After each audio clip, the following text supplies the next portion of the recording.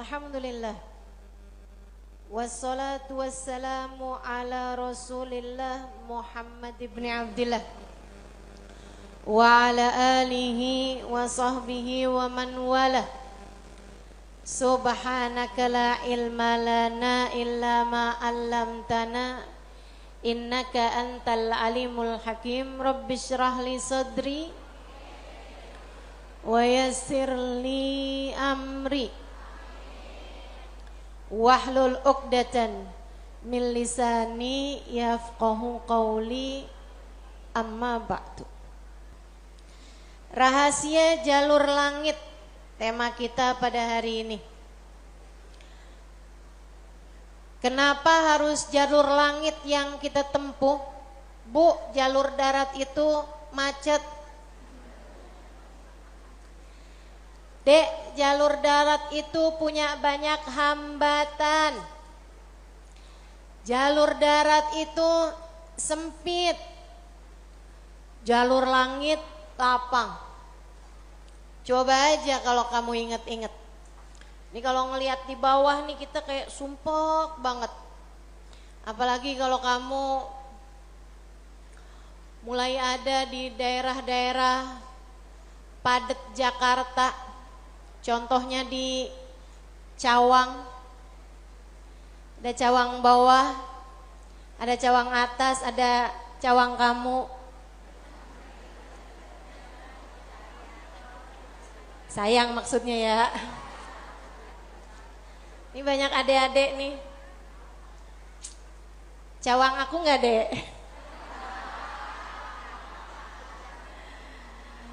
Masya Allah. Jalur darat ini suka sumpek, suka padat. Tapi kalau kamu naik ke atasnya gedung paling atas, terus kamu lihat arah langit. Pernah ngelihat kemacetan pesawat gak di langit? Gak pernah. Pernah lihat ada lampu merah gak di langit? Gak pernah. Jalan bebas hambatan, yang benar-benar bebas hambatan adalah jalur langit. Makanya perlu banget buat kita tempuh jalur yang satu ini. Jalur langit, jalur antara kita dengan Allah Subhanahu wa Ta'ala, yang telah menamakan dirinya Maliki Yaumiddin,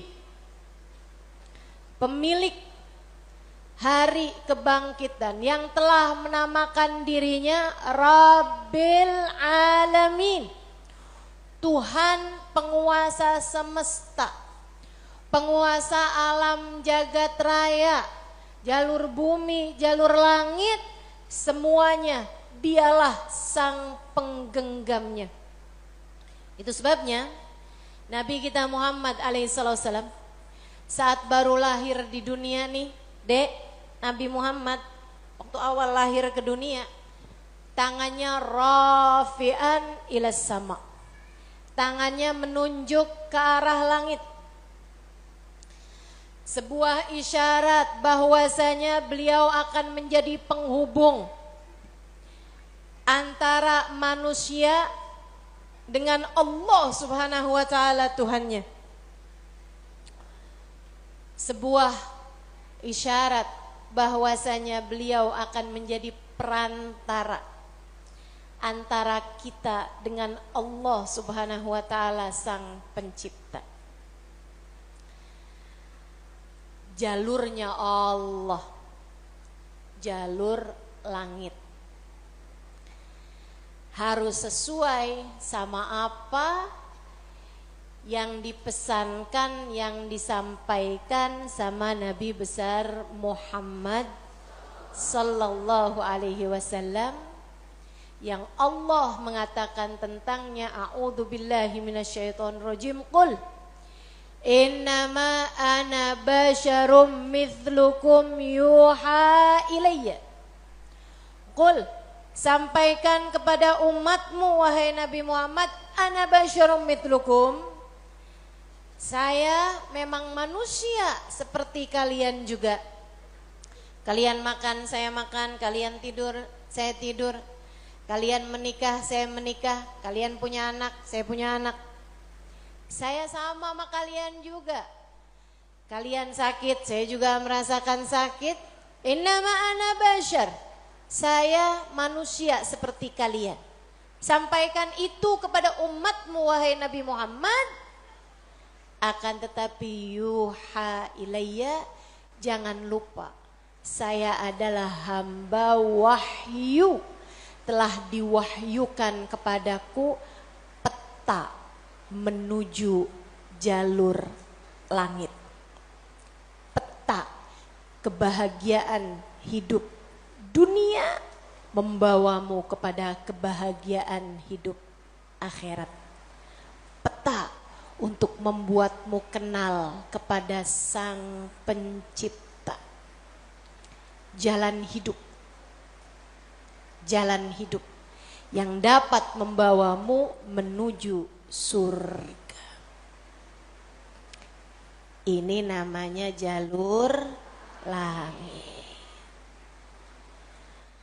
Yang paling rugi yang gak mau ngikutin peta ini. Yang paling sukses yang jalan hidupnya mengikuti peta ini. Mengikuti jalur langit ini. Karenanya adik-adik, ibu-ibu, saudariku sekalian yang saya muliakan, izinkan saya di kajian ini menyampaikan padamu tentang bagaimana cara kita menempuh perjalanan menuju Allah Subhanahu wa taala lewat jalur langitnya. Biar gak sumpek hidupmu di dunia, biar matimu husnul khotimah, biar di akhirat nanti dapat masuk surga. Bukankah itu yang kamu mau? Bukankah itu yang kamu inginkan? Adik-adik, bukankah itu adalah cita-citamu? Betul? Bahagia di dunia, mati husnul khotimah, di akhirat masuk surga. Adakah keinginan lebih tinggi daripada itu? Adakah cita-cita lebih mulia daripada itu? Enggak ada. Mesti menempuh jalur langitnya. Karena surga adanya di langit. Karena segala kebaikan-kebaikan turun dari alam langitnya Allah Subhanahu wa taala menuju ke alam dunia ini. Saat kamu rasa dadamu sesak di dunia, maka naiklah ke atas dan menengadahlah. Maka dada langit siap untuk merengkuhmu, menjadikan sesakmu tak lagi bernilai apa-apa. Sesakmu jadi lega. Sesakmu jadi lega. Ayo nih, buat adik-adik yang kegalauan mulu dengerin saya. Buat ibu-ibu yang pusing mulu, terutama kalau lihat sisa saldo akhir bulan, dengerin saya. Simak baik-baik jalur langit. Gimana sih caranya kita menempuh jalur langit? Pertama,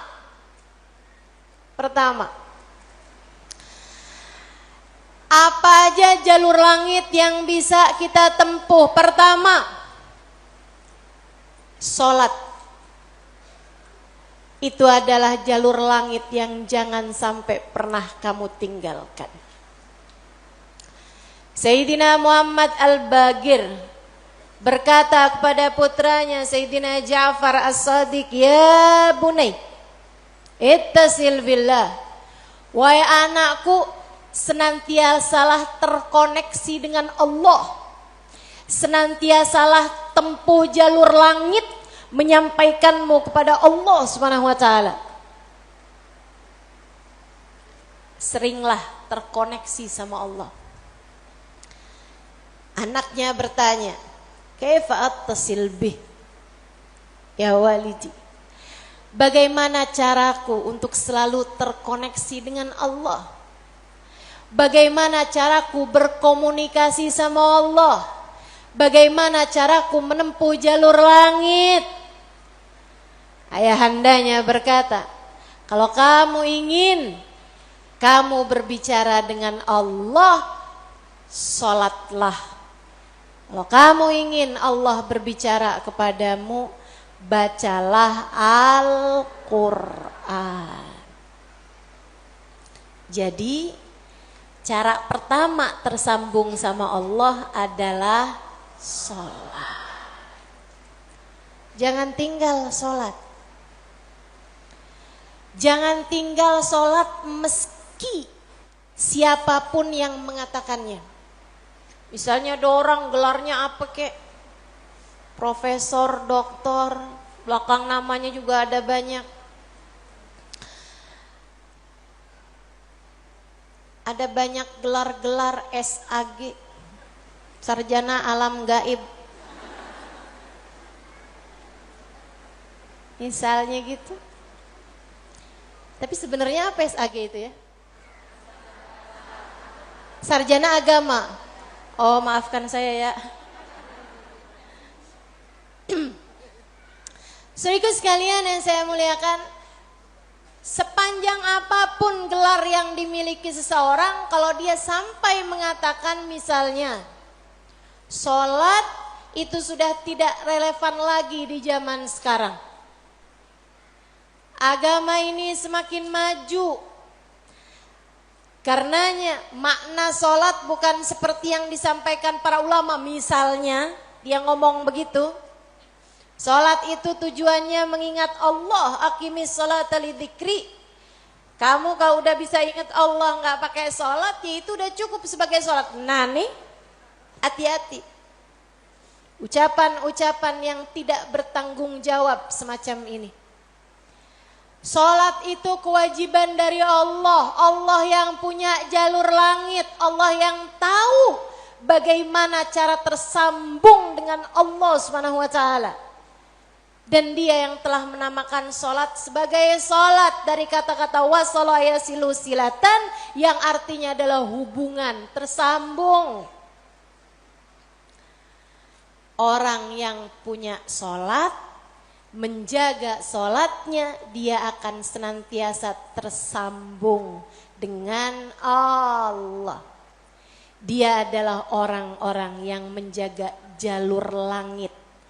Komunikasi langitnya tetap tersambungkan. Jagain sholat. Dek, jagain. Tapi saya belum bisa khusyuk ustazah. Enggak apa-apa. Saya masalahnya kalau sholat suka ngelambiar pikiran kemana-mana ustazah. Sama. Saya juga. Sama. Tapi enggak apa-apa. Jangan pernah tinggal sholat. Imam Ghazali bahkan menyebutkan salah satu penyebab kematian dalam su'ul khatimah.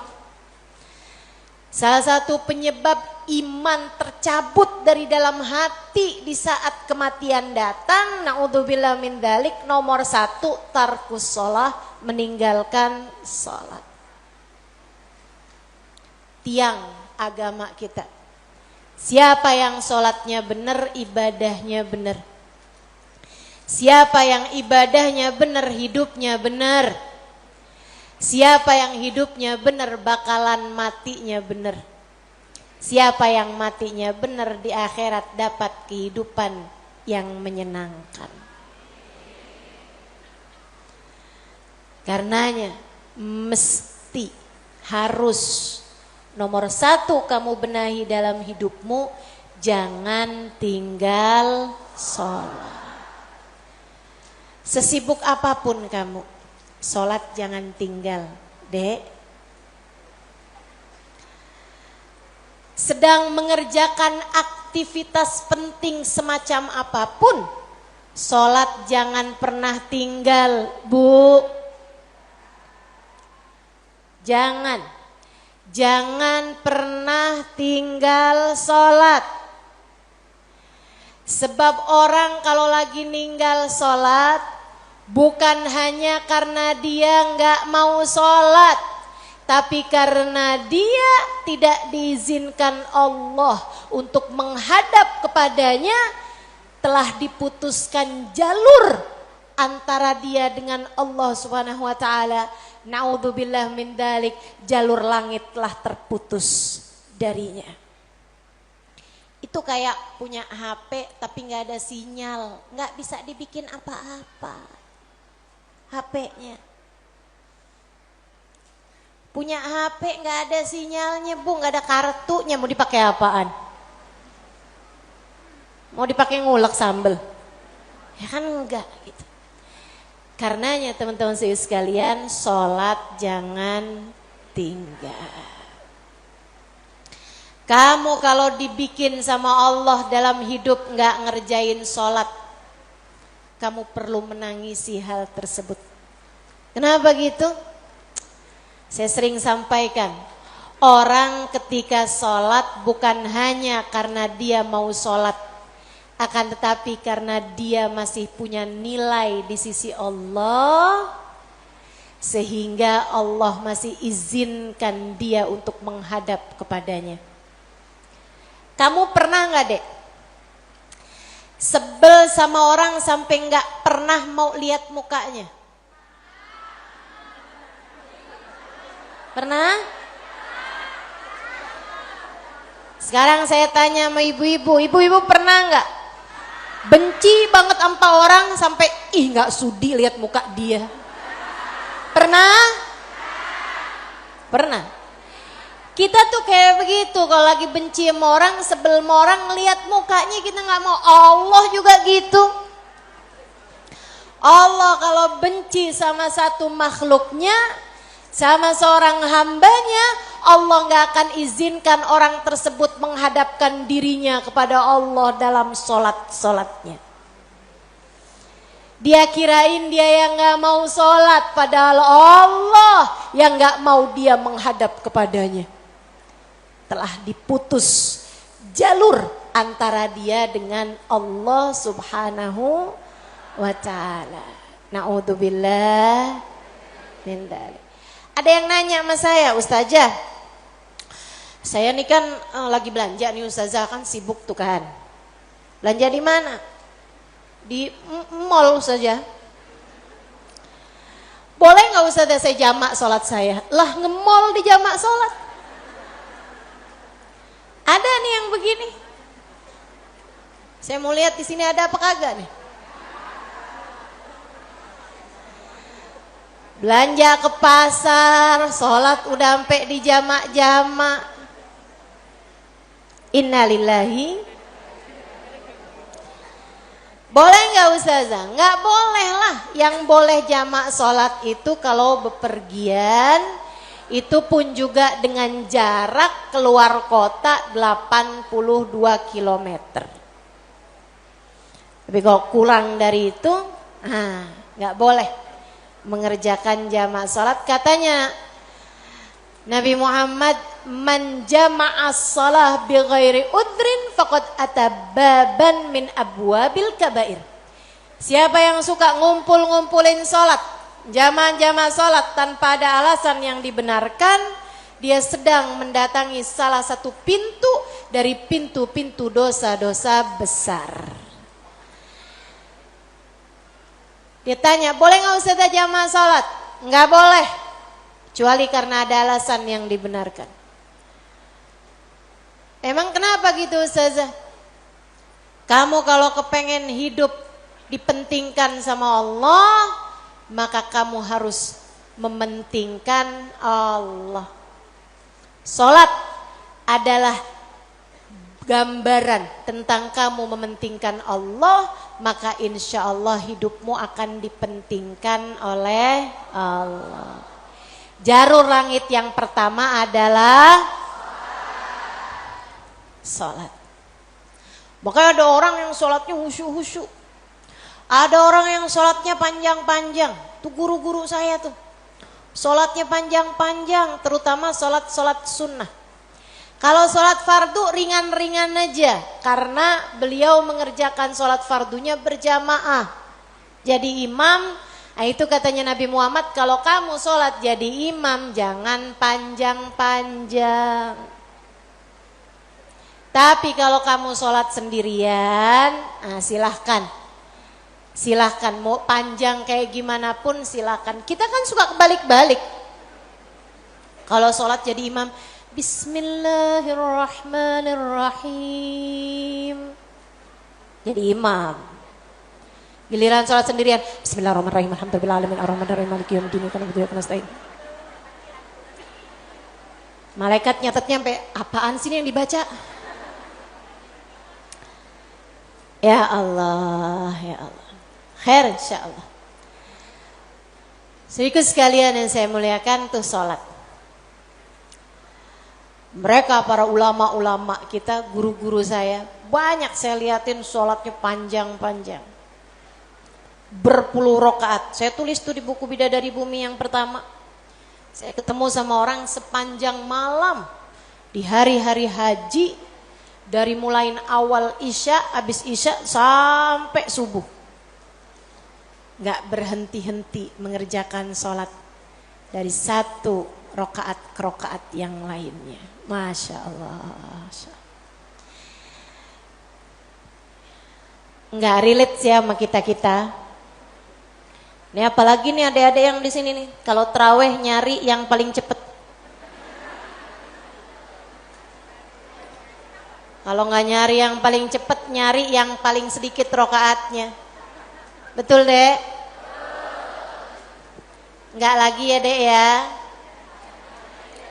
Jangan ya dek ya?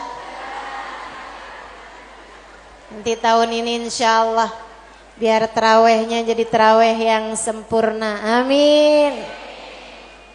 Sholat sunnahnya juga tahajud belajaran dek. Belajaran dek. Orang yang dari mulai muda-muda kayak kamu gini nih, udah bangun di waktu malam, di saat orang-orang tidur dia terbangun di jam 3:30 pagi. Jam 4 pagi dia mengerjakan sholatnya beberapa rakaat, kemudian mengangkat tangannya, punya jalur langit yang sangat bersinar. Saya bisa jaminkan masa depanmu jika bahkan sejak di umur-umur masa muda semacam ini kamu sudah menjadi hamba-hamba Allah yang keren luar biasa. Jalur langit yang begitu indahnya. Insya Allah. Jalur langit yang kedua, doa. Kamu pengen punya jalur langit yang indah? Jangan pernah jadikan doa hanya sekedar, sebab doa adalah semua yang kamu perlukan. Bu, Kak, Dek, Nak, dengerin saya. Kamu yang sekarang adalah hasil dari doa-doamu di masa lalu. Coba liatin dirimu itu. Kamu yang sekarang adalah hasil dari doa-doamu di masa lalu. Orang-orang besar yang kamu lihat sekarang ini adalah hasil dari doa-doanya di masa-masa lalu. Oh, kamu lihat, orang itu pinter banget ya. Adalah karena di masa dulunya, di masa kecilnya, di masa remajanya, ia selalu mengangkat tangan untuk minta dari Allah Subhanahu wa taala, Rabbi zidni ilman nafi'a. Ya Allah, tambahkanlah untukku ilmu yang bermanfaat. Ya Allah, ajarkanlah kepadaku ilmumu. Ia selalu minta kepada Allah Subhanahu wa taala ilmu, sehingga Allah pun memberi kepadanya ilmu. Siapapun yang kamu kenal, orang-orang hebat-hebat yang ada di sekitarmu, itu adalah hasil dari doa-doanya di masa-masa lalu. Tinggal kamu lihat dirimu itu. Kamu pengen jadi kayak gimana? tempuhlah jalur langit dengan perbanyaklah berdoa. Dan itu bukan hanya urusan dunia, urusan akhirat lebih jelas lagi. Sampai saya pernah dengar satu cerita, ada 2 orang. Ibadahnya di dunia sama, ibaratnya nilai rapotnya nih sama persis. Nilai rapotnya sama persis waktu hidup di dunia. Dua-duanya sama-sama soleh, dua-duanya sama-sama baik. Akan tapi yang satu dimasukkan ke dalam surga yang bawah, yang satu dinaikkan ke surga Firdausul A'la yang paling tinggi. Yang dinaikkan di surga yang bawahnya, dia protes, ya Rob, dia nilainya sama loh sama saya. Kenapa kok dia dikasih surga yang paling atas sementara saya di surga yang bawahnya? Walaupun surga tuh biar kata di emperan enak. Tapi ya masa kamu mau minta surga yang emperan? Sehingga sekalian hadir majelis aja di emperan gak enak. Apalagi di surga. Dia tanya sama Allah, ya Allah, kenapa kami berdua nilainya sama tapi dia dinaikkan di surga Firdaus yang paling tinggi sementara saya tidak? Kata Allah, karena dia memintanya sewaktu hidup di dunia dan kamu tidak pernah memintanya kepadaku. Itu sebabnya Nabi Muhammad mengatakan, idza sa'altumul jannah fas'alu al-firdausal a'la. Kalau kalian lagi minta surga, jangan tanggung-tanggung, mintalah surga Firdaus yang paling tinggi. Gitu. Doa deh, doa. Jangan ditinggal. Doa. Doa. Perlu banget. Kamu harus sering-sering doa. Ustadzah, doa yang paling bagus apa? Lah doa itu urusan minta kok. Maka mintalah sesuai dengan apa yang kamu mau. Saya punya cerita indah yang diceritakan oleh salah satu guru saya beberapa bulan yang lalu ketika kedatangan beliau ke Indonesia, namanya Hubabah Syarifah binti Habib Muhammad bin Abdul Haddar. Beliau datang dari Sewun, Hadramaut, Yaman. Saya menjadi penterjemah beliau kala itu, jadi saya ingat betul kisahnya. Salah satu dari kisah yang beliau ceritakan, kata beliau, ada seorang ibu-ibu datang kepada ayahanda saya. Ayahandanya seorang ulama terkemuka, namanya Habib Muhammad bin Abdullah Al-Haddar, guru dari guru saya, guru dari guru-guru saya, sekaligus ayah dari guru-guru saya. Ayahandanya Hubabah Syarifah, ayahandanya Hubabah Nur, ayahanda Hubabah Maryam. Habib Muhammad bin Abdullah Al-Haddar, pemilik Ribat Bayda di kota Bayda, Yaman sana itu. Sehingga sekalian, beliau seorang pendakwah, seorang yang mustajabud dakwah, yang doanya mustajab. Satu waktu ada seorang ibu datang dalam keadaan menangis terisak-isak kepada ayahandanya di saat Hubabah Syarifah sedang ada di sisi ayahandanya. Ibu tersebut bilang, Habib, tolong doakan anak saya, Bib. Anak saya bandel sekali, Bib. Saya susah banget.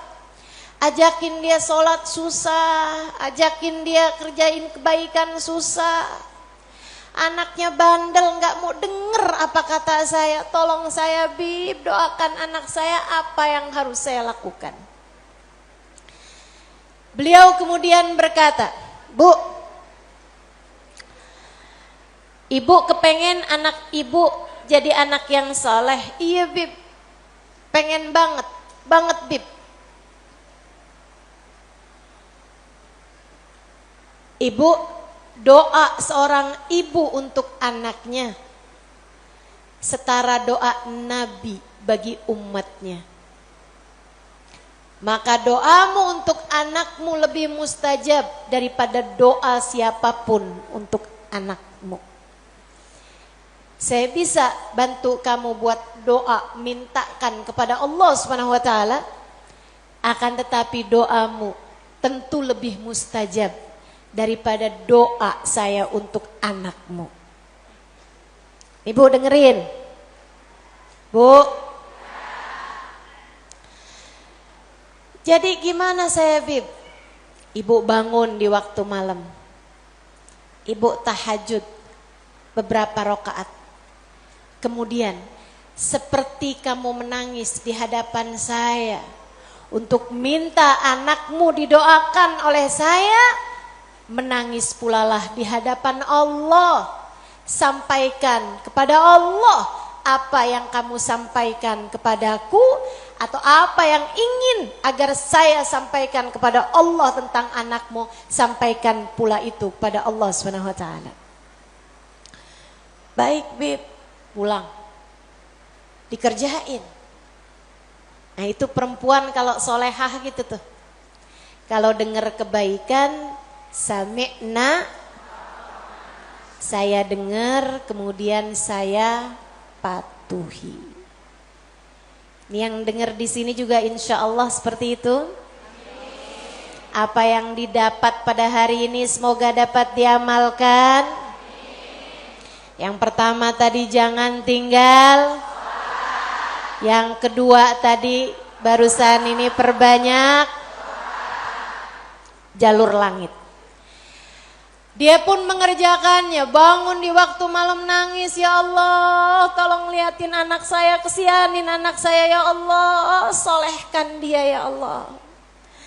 Tolong pandang anak saya dengan pandangan kasih sayangmu ya Allah, saya gak ngerti cara melakukannya ya Allah. Seperti mana engkau telah menjadikan anak-anak dari hamba-hambamu yang soleh, solehah. Kau jaga mereka, jaga pula lah anakku ya Allah. Jauhkan dari segala dosa-dosa, jauhkan dari segala kejahatan-kejahatan. Tolong jaga anak saya ya Allah. Terus didoain anaknya, didoain anaknya, doain anaknya. Malam demi malam, malam demi malam. Dan Bu, Kak, Dek, Nak, doa itu bukan instan. Doa itu tidak seperti kamu nyeplok telur. Kamu nyeplok telur sekarang, mateng sekarang. Enggak gitu. Enggak gitu. Doa itu Allah mau lihat kesungguhan hatimu dalam meminta. Perlu waktu yang sering kali, tidak sebentar. Sebab Allah mau melihat kesungguh-sungguhanmu. Karenanya kalau doamu belum diijabah, jangan menyerah. Dek, kalau doamu belum diijabah, jangan nyerah. Kamu masih sangat mungkin untuk diijabah doamu selagi kamu tidak berhenti berdoa. Ingat-ingat ucapan saya. Kamu masih sangat mungkin untuk diijabah doamu itu selagi kamu tidak berhenti berdoa. Doa terus, kata Hubabah Syarifah, setahun, 2 tahun, 3 tahun, 4 tahun, 5 tahun, 6 tahun. Kemudian anak yang dulu pernah membuat ibunya menangis karena kenakalan anak tersebut, karena ketidaksolehan anak tersebut, sekarang telah menjadi seorang anak yang dapat membuat ibunya tersenyum bangga. Di usia-usia hampir 20-an tahun, anak tersebut menjadi anak paling soleh di kampungnya. Hafal Al-Quran 30 juz dengan 7 bacaannya, qiraatus sab'ah. Anak yang jauh dari kenakalan-kenakalan remaja, anak yang dekat dengan para ulama, anak yang mengetahui banyak ilmu agama, anak yang menjadi sangat soleh, idaman semua para orang-orang tua. Jangan nyerah, jangan nyerah. Jika kehidupan membuatmu tersungkur, itu adalah waktumu untuk membenamkan dirimu dalam sujud-sujud panjang kepasrahan kemudian kamu langitkan doa hingga Allah mengijabah doamu itu. Saya ulangi, jika badai kehidupan membuatmu jatuh tersungkur, itu adalah saat yang tepat untukmu membenamkan wajahmu dalam sujud-sujud kepasrahan. Kemudian kamu langitkan doa-doamu, berbisik di bumi, namun suaramu didengar hingga ke arsy. Saat itulah Allah akan mengijabah doamu itu. Jangan pernah berhenti berdoa. Jangan remehkan doa. Jangan remehkan doa. Saya, Dek, pernah muda juga kayak kamu. Ya masa lahir langsung gede gini. Sewaktu saya remaja, masuk umur 12 tahun, 13 tahun, sebelum balik bahkan saya udah berada di pondok pesantren. Jadi saya itu nggak pernah ngalamin masa belum berjilbab sebelum balik. Maksudnya ketika balik tuh saya udah mulain berjilbab. Alhamdulillah, nikmat dari Allah SWT. Adik-adik saudaraku sekalian, saat saya kecil, saya ada di pondok-pondok pesantren, saya mulai kenal ustadz-ustadz, ustadzah-ustadzah, ulama-ulama yang membuat saya jatuh cinta dengan ilmu agama. Alhamdulillah, Allah kasih rasa dalam diri saya keinginan untuk selalu belajar. Saya punya keingintahuan yang banyak terhadap urusan ilmu. Jadinya saya senang banget belajar. Nah di waktu kecil itu tadi, umur 12-an tahun sebagai santri, kan selain dari belajar ada kewajiban lain tuh. Nyuci baju, apalagi kalau dapat piket, bersihin kamar mandi, nyapu kamar, ngepel kamar. Itu saya sangat tersiksa sekali. Sebab saya ini adalah pemalas. Jadinya karena saya pemalas urusan bebersih dan saya mendadak rajin ketika urusannya belajar, saya seneng belajar, saya seneng tahu, saya suka mikir. Saya tuh kalau lagi baca kitab itu seneng banget. Saya kalau lagi belajar gitu seneng banget. Apalagi kalau ustadzanya yang nyampein ilmu dengan cara-cara yang sangat saya sukai gitu. Ngasih tahu hal-hal yang gak ada di dalam kitab gitu.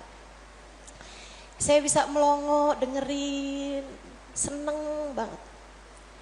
Jadinya di masa-masa kecil itu kalau saya lagi dengerin kajian, kalau saya lagi baca kitab, saya suka doa.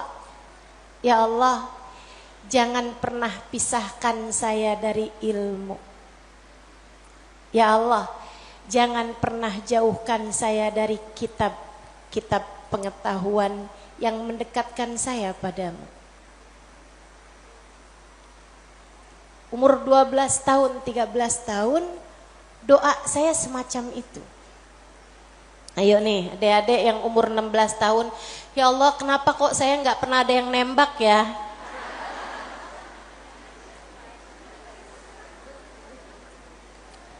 Kata Allah, ya karena aku sayang padamu.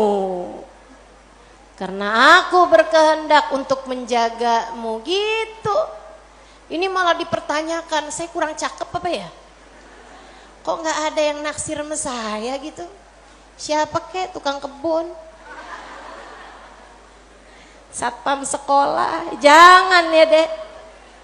Jangan. Kalau kakak kelas boleh Ustazah, jangan juga. Jangan pacaran. Adik-adik seiku sekalian, sebaliknya ketika saya mulai, kalau saya lagi nyapu, saya lagi nyuci baju, apalagi kalau saya udah mulain harus nyikat kamar mandi, rasanya saya keberatan sekali. Saya sambilan nyikat kamar mandi sambil doa, ya Allah yang beginian saya nggak usah dikasih dong. Ya Allah selamatkan saya dari hal-hal yang semacam ini. Alhamdulillah, alhamdulillah. Saya habisnya itu juga mondok-mondok pesantren, tapi bisa dihitung dengan jari waktunya di mana saya harus nyuci baju, di mana saya harus ngepel, di mana harus nyapu gitu. Kayak alhamdulillah, saya punya banyak orang-orang yang mau mengerjakannya buat saya. Alhamdulillah. Allah bakal kasih. Kata Allah Subhanahu wa taala, "Ud'uni astajib lakum." Mintalah kepadaku, niscaya akan aku ijabah.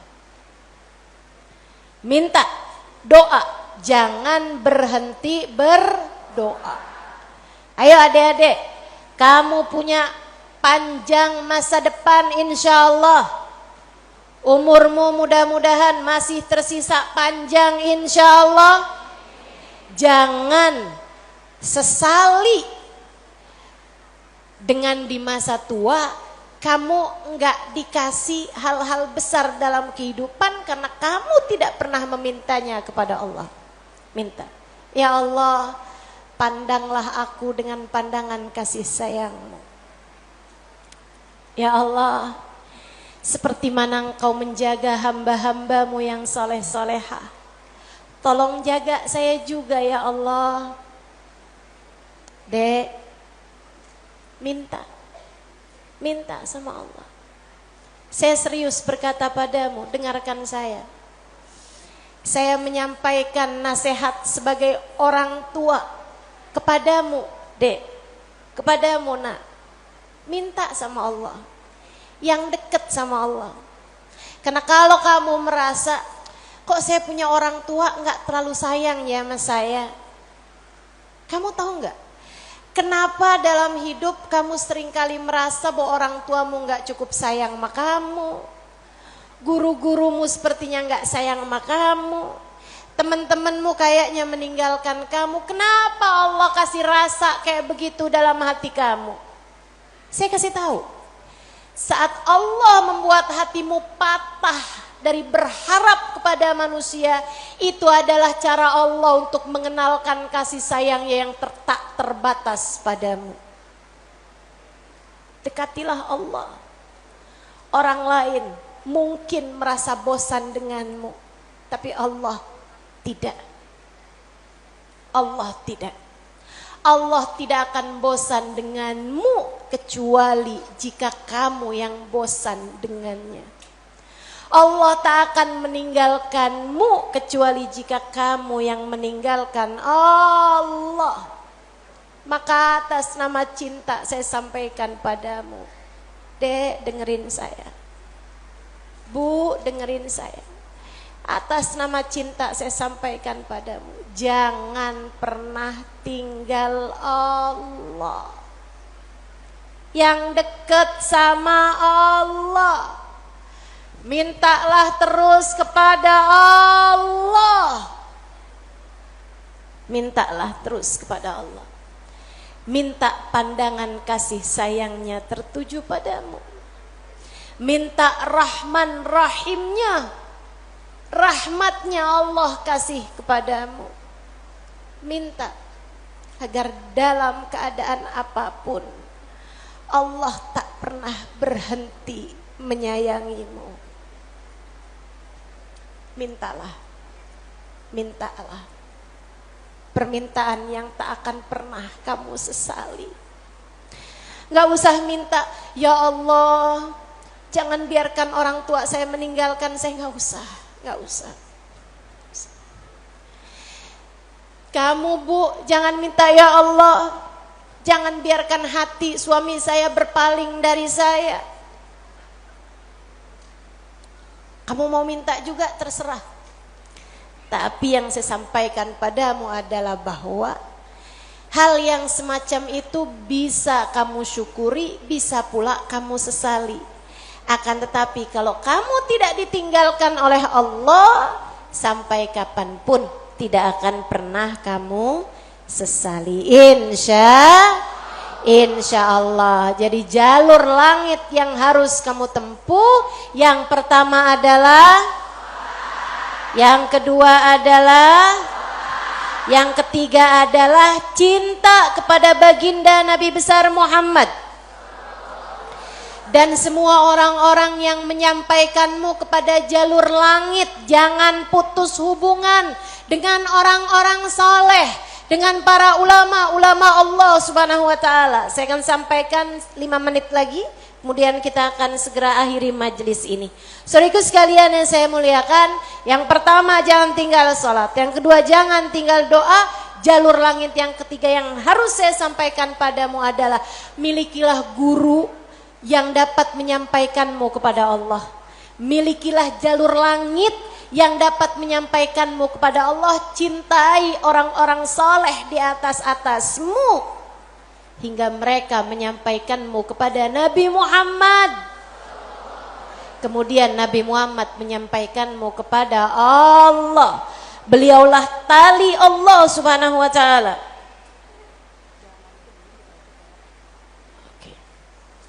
Beliaulah tali Allah Subhanahu wa taala yang terbentang kepada kita sekalian. Mudah-mudahan Allah Subhanahu wa taala senantiasa menyampaikan kita kepada Allah Subhanahu wa taala lewat jalur langit yang benar, jalurnya baginda kita Nabi besar Muhammad sallallahu alaihi wa ala alihi wasallam, manusia yang paling penuh kasih kepadamu. Andai kamu tahu seperti apa sayangnya Nabi Muhammad kepadamu, niscaya air matamu akan senantiasa meleleh karena rindu padanya. Andai kamu tahu seperti apa cintanya Nabi Muhammad kepadamu sebagai umatnya, niscaya kamu akan menyibukkan dirimu bersolawat kepadanya, dan itu adalah merupakan salah satu dari tangga-tangga yang mendekatkanmu padanya. Andai kamu tahu seperti apa cintanya Nabi Muhammad dan pengorbanannya kepadamu, niscaya kamu tak akan berharap cinta manusia selain daripada cinta Nabi Muhammad sallallahu alaihi wasallam. Maka 3 jalur langit ini kalau kamu tempuh, kamu tidak akan pernah tersesat jalan. Kamu akan sampai di tujuan.